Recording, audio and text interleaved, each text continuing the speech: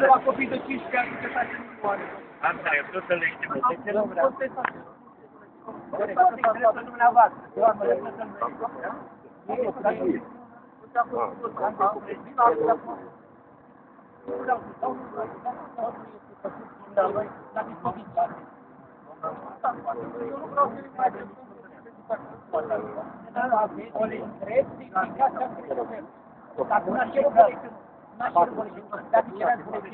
Da, dracu, pe ăștia care lichesc afișul lui Stavarache, niciunul n-au amendă, mă.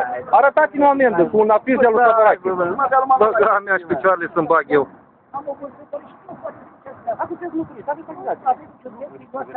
Costică, zici și data când ce-ai furat. Dar poate să zic orice, dar trebuie să mai fie și adevărate, nu? Credeți-mă că sunt adevărate. Așa mi-ar place să lucrăm, da? Nu mai iau clipă. Există tehnologia. Nu, dar i-aș chema și poliția rutieră. În ajutor. Dar sunăm noi atunci.